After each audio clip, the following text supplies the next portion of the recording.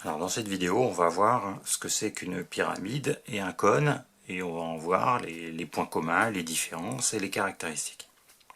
Alors, pyramide. Bon, pyramide, j'ai choisi ce schéma puisque dans la représentation de chacun, c'est ce que l'on voit, hein, pyramide d'Égypte, pyramide du Louvre.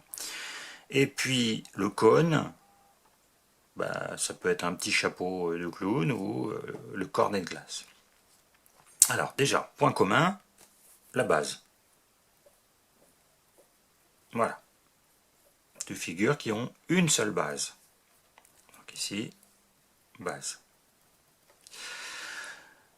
Elle est, pour le disque, pour le cône, c'est un disque. Alors que pour la pyramide, c'est un polygone. Puisque, on est bien d'accord, hein, c'est pas...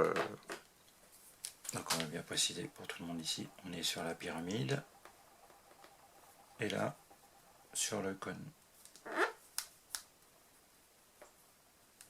Voilà. La base d'une pyramide n'est pas forcément carrée ou rectangulaire, hein. Ça peut être triangulaire, ça peut être un hexagone, un pentagone, et ainsi de suite. Donc voilà les deux points de départ. Ensuite, on va ajouter un sommet qui sera extérieur à la base, qui sera pas, hein, ici, hein, donc le sommet, on peut rappeler le sommet principal. Et de ce sommet, pour la pyramide, on va rejoindre tous les sommets du polygone de base. Donc on va former des faces latérales ici qui vont être des triangles.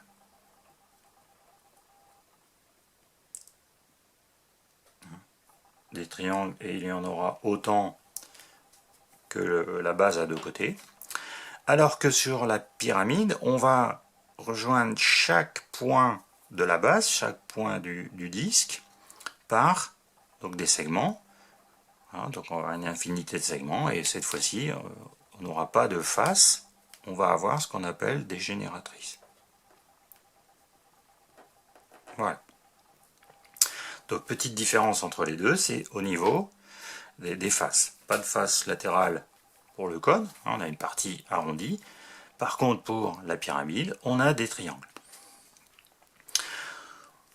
Ensuite, pour définir la pyramide et le cône, on va avoir la distance entre le sommet et la base qui sera la hauteur. Même chose pour le cône. Et ensuite, ce qui va différencier un petit peu, c'est que pour le cône, on aura en plus le rayon de la base.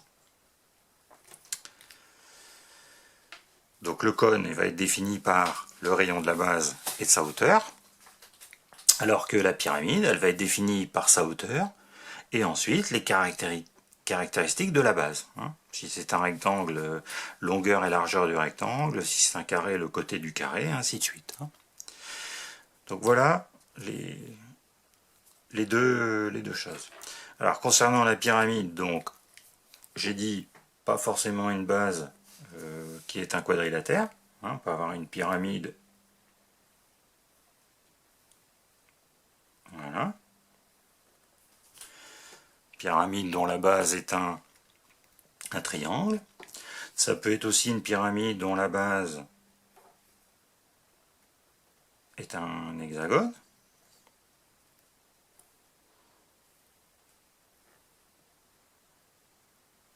Et voilà. Et ainsi de suite. Hein. Donc on peut multiplier après le nombre de côtés. Hein. Alors la pyramide dont la base est un hexagone ou même plus que ça, un octogone, on va peut-être retrouver ça sur des édifices en niveau architecture. Hein. On va avoir des toitures sous cette forme-là. La pyramide avec une base triangulaire, on va retrouver ça aussi sur certains dés à jouer, hein, où on va avoir donc 4 faces, hein, puisque ça va nous faire 4 triangles, et 4 triangles équilatéraux. Voilà. Et puis ensuite, bon, bah, les pyramides les plus connues, hein, pyramides avec une base carrée ou rectangulaire.